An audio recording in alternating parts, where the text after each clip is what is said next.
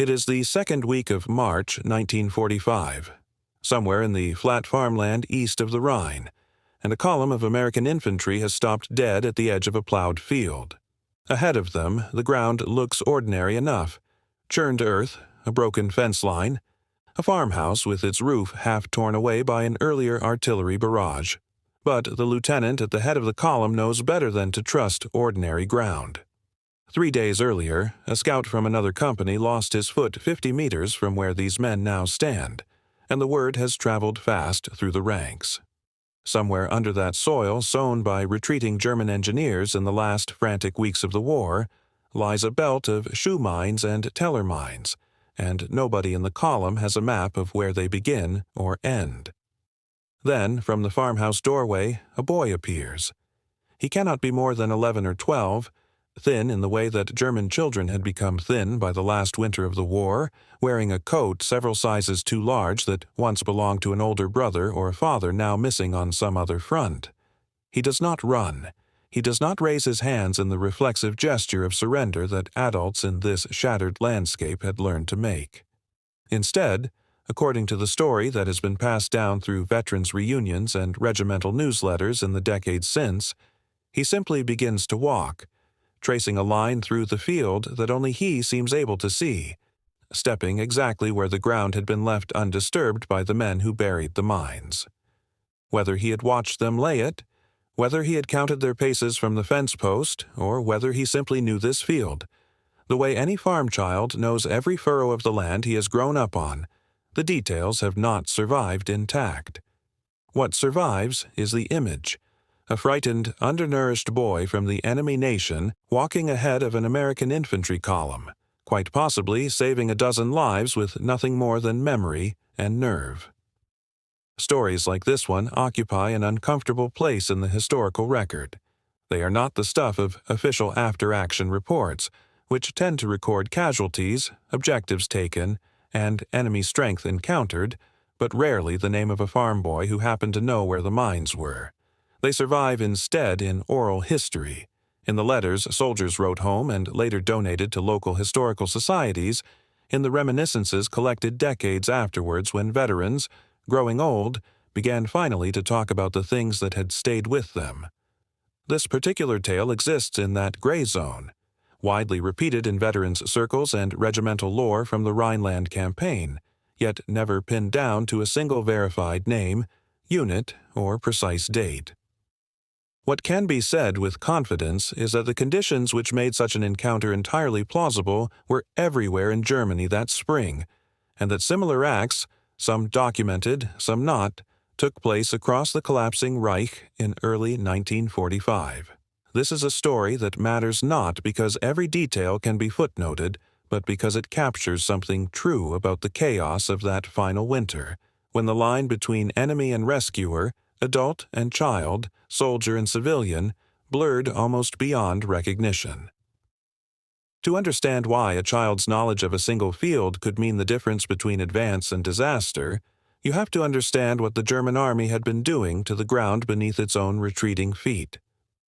By the winter of 1944 into 1945, German military doctrine had shifted decisively towards defense in depth, and nowhere was this more visible than in the sheer density of mines sown across the western approaches to the Reich. The Wehrmacht had, by some post-war estimates, laid more than 1 million mines along the Siegfried Line and its extensions alone, a network reinforced hastily and unevenly as the front collapsed eastward. Engineers worked at night, often without proper records, often using whatever ordnance remained in depleted stores, laying anti-personnel Schu-mines, whose wooden casings defeated contemporary metal detectors, alongside heavier Teller mines meant to stop tanks and lorries. Minefields were frequently laid by units who then retreated or were destroyed before anyone thought to file a report on their exact boundaries.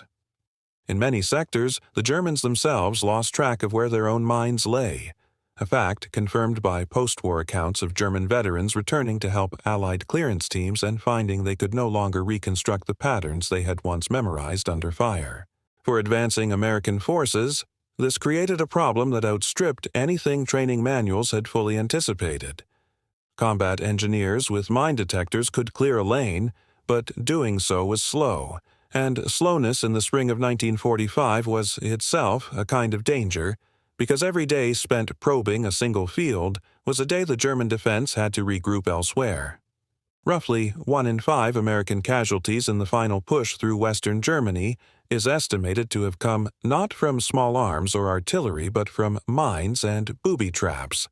a statistic that varied wildly by sector but which haunted every infantry unit moving through farmland, hedgerow country, and the outskirts of towns still nominally held by scattered Wehrmacht and Volkssturm units. Commanders desperate to maintain the pace of the advance turned, when they could, to any source of local knowledge available, captured German soldiers, retreating stragglers willing to talk in exchange for safety, and, more often than official histories care to record, civilians. Farmers who had watched the mines go in,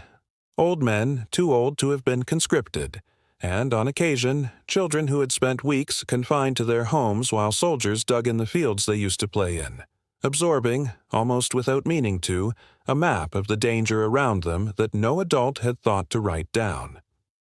This was the vacuum into which stories of civilian guides, including child guides, inevitably fell. There was no formal program for recruiting them, no training, no chain of command that accounted for a farm boy walking point ahead of a rifle squad.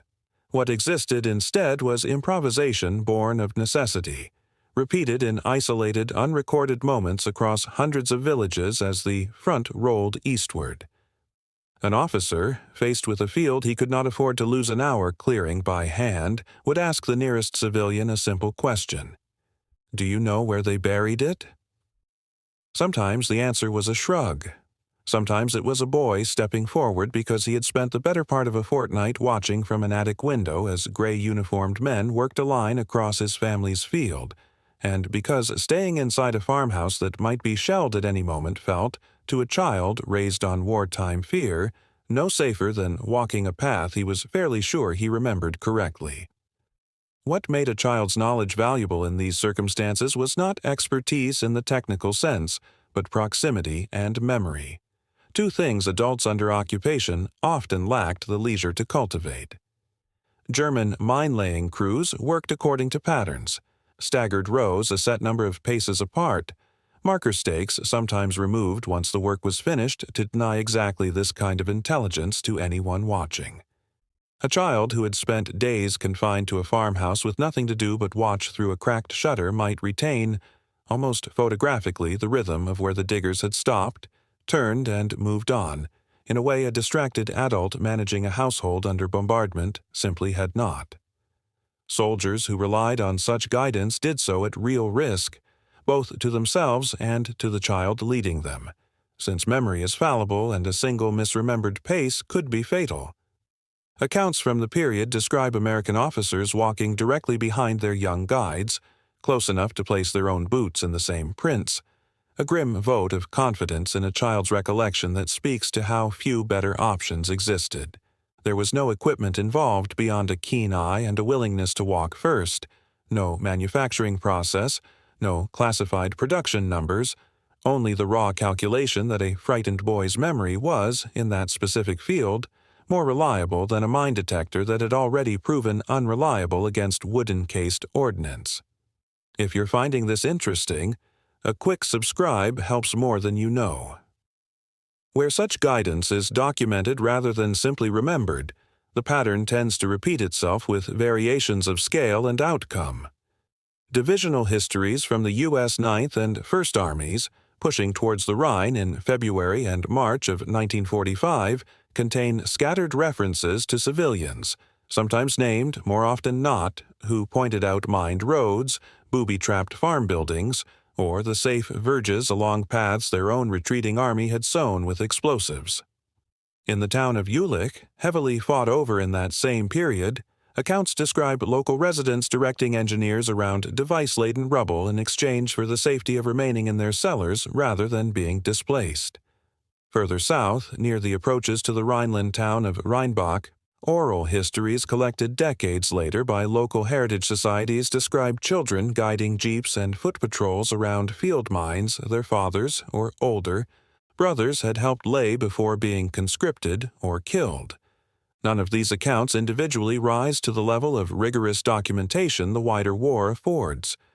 Events like Operation Overlord or the Battle of the Bulge. They exist instead as fragments, corroborated more by their consistency across separate testimonies than by any single unimpeachable source. The story of the boy in the plowed field belongs to this same category. Not proven false, not proven in the way a battle report can be proven, but consistent with a pattern repeated often enough in similar circumstances by similarly desperate people, that dismissing it outright would mean dismissing a great deal of what we otherwise accept about how the final months of the war in the West were actually fought, house by house and field by field, far from the tidy lines on a general's map. It is worth pausing on how this compares with what happened elsewhere along the collapsing Western Front, because the pattern was not unique to the Rhineland, even if the details of any single encounter remain difficult to pin down. In France and Belgium during the earlier liberation of 1944, similar dynamics had already played out, though there the civilians offering guidance were, by definition, friendly rather than enemy nationals, which removed at least one layer of the moral and psychological complexity present in the German case. French farmers pointed Allied engineers around fields the Germans had mined during 4 years of occupation, and resistance networks in some areas maintained their own rough sketches of German defensive works, passed to advancing troops through liaison officers. What made the German instances different and rarer in the historical record is precisely that the guides were drawn from the population the advancing army had spent months fighting, a population with every reason, by the propaganda logic both sides had spent years reinforcing, to view the approaching soldiers as an occupying threat rather than a liberating one. That a child would choose, in that moment, to treat an American patrol as someone worth protecting, rather than someone to be feared or resisted, says something about how thoroughly the ideological scaffolding of the Reich had already collapsed for ordinary families by early 1945, whatever remained of it in official propaganda broadcasts. Soviet forces advancing from the east encountered German civilians under vastly different conditions, and accounts of local guidance through minefields are correspondingly rarer and far more fraught, colored by a level of mutual fear and retribution that made this kind of spontaneous cooperation between defeated civilian and advancing soldier considerably less likely to occur, and even less likely to be recorded sympathetically where it did. The psychological dimension of these encounters is, if anything, harder to pin down than the physical risk involved, and yet it may be the more significant legacy. For American soldiers who had spent months fighting an enemy defined almost entirely by uniform and distance, the experience of trusting a German child with their lives, however briefly, cut against every instinct the war had trained into them. Veterans' letters from this period occasionally mention a peculiar disorientation that followed such moments, relief at surviving the crossing, mixed with something closer to bewilderment, that the same nation whose army had planted the explosives now produced the child who led them safely round it. For the children themselves, records are almost entirely silent, though the handful of post-war interviews conducted with Germans who were young during this period describe a complicated mixture of fear, a desire simply for the fighting near their homes to stop, and in some cases a dawning, unwelcome awareness that they had just done something that placed them at odds with soldiers of their own defeated nation, whether or not any German troops witnessed the act. It is worth setting these civilian acts of guidance against the more systematic and more thoroughly documented methods both sides eventually adopted for dealing with the mine problem as the war ground towards its end. The German army itself, when time and material allowed, marked its own minefields with wire and warning signs, a practice intended to protect its own troops and civilians rather than to assist an advancing enemy, though retreating units frequently abandoned this discipline entirely under the pressure of collapse, leaving fields marked poorly or not at all. American engineers, for their part, developed increasingly systematic clearance procedures through 1944 and 1945, including the use of the SCR-625 mine detector and, further along, experiments with flail tanks adapted from British designs to physically detonate mines ahead of an advancing column. These were solutions of material and doctrine, reliable in principle but slow and imperfect in practice against an enemy whose wooden-cased mines the detectors of the day often failed to register. Civilian guidance, when it happened, was never a substitute for these systems, and no responsible commander would have relied on a child's memory over proper clearance where time allowed it. It filled the gap that existed precisely because time so often did not allow it, in the frantic weeks when territory changed hands faster than engineers could survey it, and it did so at a moral cost that official military history has rarely paused to weigh. The use, however voluntary it may have seemed in the moment, of a child's knowledge to solve a problem adults on both sides of the front line had created. The broader impact of these unrecorded acts of guidance is almost impossible to quantify, and honesty demands saying so plainly. No ledger exists of American casualties averted by civilian direction, German or otherwise, because such guidance left no paper trail even where it succeeded, and where it failed. The record is, if anything, even thinner, since a dead guide and a dead soldier rarely generated a report distinguishing cause from consequence. What can be said is that the pattern recurs often enough across separate testimonies, from separate sectors of the advancing front, that historians of the Rhineland campaign have increasingly treated civilian mine guidance as a real, if minor and largely unofficial feature of how the final collapse of German resistance in the West actually unfolded on the ground, distinct from the version recorded in unit war diaries and divisional summaries. The material effect, where it can be traced at all, was almost certainly modest. A handful of casualties avoided in isolated incidents, a few hours of clearance time saved, the kind of small tactical mercy that never alters the outcome of a campaign already decided by the collapse of German industrial capacity and the exhaustion of its remaining armies. But the psychological effect, both on the soldiers who experienced it and on the historical memory that has since grown up around such moments, appears to have run considerably deeper than the material one. For the men who lived through it, these encounters became, by their own later testimony, some of the few moments in an otherwise brutal campaign that they chose to speak about at all in later life, precisely because they did not fit the expected shape of a war story. A soldier could describe an artillery barrage or a house-to-house clearance and know his listener understood the category of experience being described. A story about trusting a German child to walk you through a minefield resisted easy categorization, and perhaps for that reason it lodged more stubbornly in memory, resurfacing decades later at reunions and in oral history projects when the more conventional combat narratives had already been told many times over.